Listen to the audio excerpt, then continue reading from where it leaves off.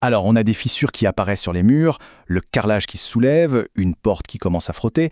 Ça, ce sont des signes qu'on connaît, mais c'est souvent la partie visible d'un problème beaucoup plus profond, l'affaissement du sol sous la maison. C'est un phénomène assez courant, mais franchement très anxiogène. Alors la question c'est, que se passe-t-il vraiment sous nos pieds? Et surtout, comment est-ce qu'on peut agir? C'est exactement ce qu'on va décortiquer ensemble.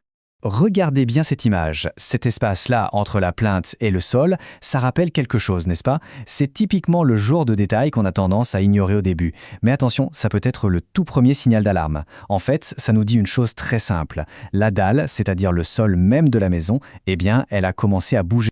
Alors justement, creusons un peu.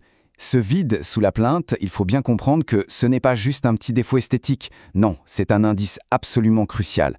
On peut dire que c'est le point de départ de notre enquête pour comprendre ce qui se trame réellement sous nos pieds. Et il faut savoir que ce vide, il n'arrive quasiment jamais seul. C'est un véritable effet de domino. Pensez-y, la dalle bouge, donc paf, le carrelage qui est posé dessus se fissure. Ensuite, les cloisons qui reposaient elles aussi sur cette dalle, eh bien elles se fissurent à leur tour. Et forcément, les portes qui sont dans ces cloisons, elles se mettent à coincer, à frotter. Tout est lié, c'est une réaction en chaîne. Bon, maintenant la grande question. D'où vient le problème? Qui sont les coupables? Pour le comprendre, il faut s'intéresser à deux suspects principaux. D'abord le terrain lui-même, celui sur lequel le bâtiment est construit, et ensuite la manière dont il a été construit. C'est très souvent l'interaction entre les deux qui va créer tous ces désordres. Alors d'un côté, on a le sol. Et le sol, ce n'est pas inerte, c'est un élément vivant, surtout dans certaines régions. Il peut gonfler avec l'humidité, se rétracter avec la sécheresse, bref, il bouge. Et de l'autre côté, on a la construction. Imaginez un défaut de compactage du remblai sous la dalle, par exemple, eh bien ça peut créer un tassement des années et des années plus tard. Au final, c'est soit l'un, soit l'autre, ou bien souvent une combinaison des deux, qui est à l'origine du sinistre. Et ce qui est fascinant, c'est que chaque région a en quelque sorte ses propres pièges géologiques. Prenons l'exemple de la région Rhône-Alpes. Le sous-sol là-bas, c'est un héritage des anciens glaciers. On va donc trouver des moraines, c'est un mélange un peu chaotique de roches et de terre qui ne soutient pas le poids de la même manière partout. On a aussi les fameuses argiles gonflantes, celles qui réagissent de manière assez violente au changement climatique. Et puis, parfois, on a des poches de tourbe cachées. Ce sont de véritables éponges qui se compressent tout doucement avec le temps.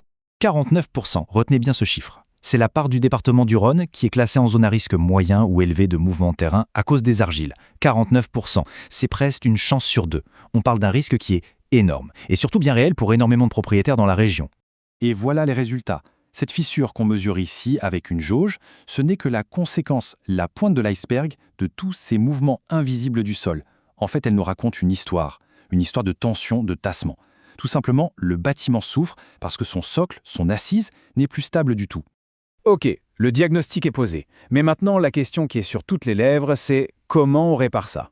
La bonne nouvelle, c'est qu'heureusement, il existe des solutions techniques modernes pour stabiliser la situation, et ce, sans avoir à tout démolir. C'est vraiment la grande angoisse pour quiconque est confronté à ce genre de sinistre. L'idée de devoir vider la maison, de tout casser, de repartir de zéro, c'est un véritable cauchemar. Alors voyons ensemble les alternatives qui existent pour éviter ce scénario catastrophe. Globalement, on a deux grandes techniques qui s'opposent. D'un côté, l'injection de résine expansive.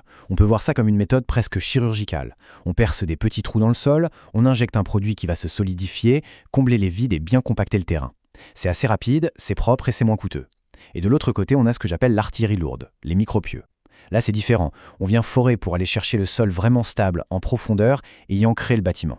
C'est beaucoup plus invasif, bien plus cher aussi, mais l'efficacité est maximale. C'est un peu la solution de la dernière chance. Et attention, le point crucial, il est là. Le choix entre ces techniques, ça ne se fait absolument pas au hasard. Par exemple, injecter de la résine dans un sol de tourbe, ça ne sert strictement à rien. C'est pour ça que seul un diagnostic technique et géotechnique vraiment poussé va permettre de déterminer la bonne stratégie à adopter.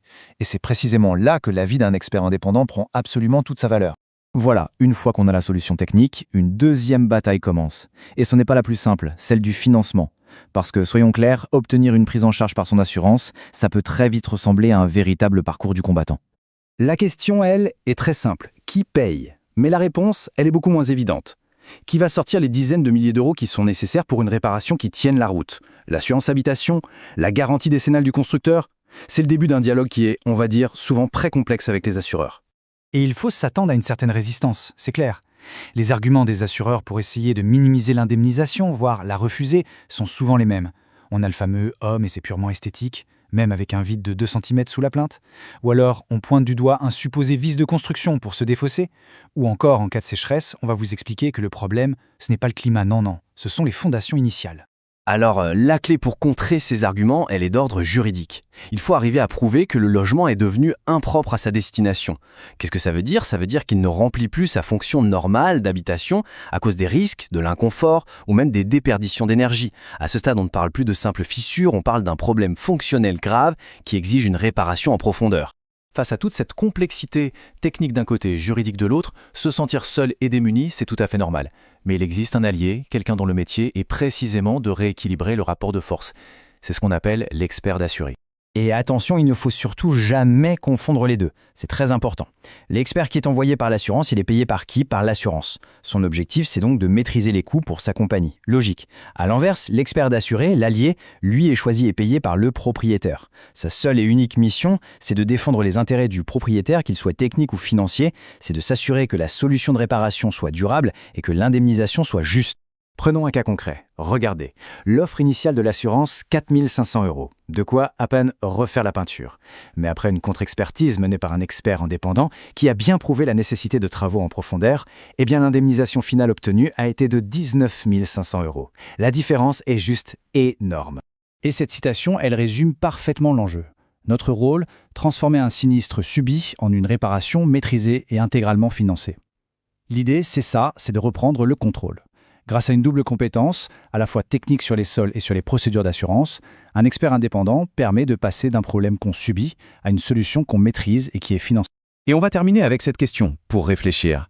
Face à des enjeux qui peuvent menacer la valeur même d'un bien immobilier, est-ce que missionner un expert indépendant est vraiment une dépense? Ou est-ce que ce n'est pas au final l'investissement le plus rentable et le plus stratégique pour défendre, préserver et sécuriser son patrimoine sur le long terme?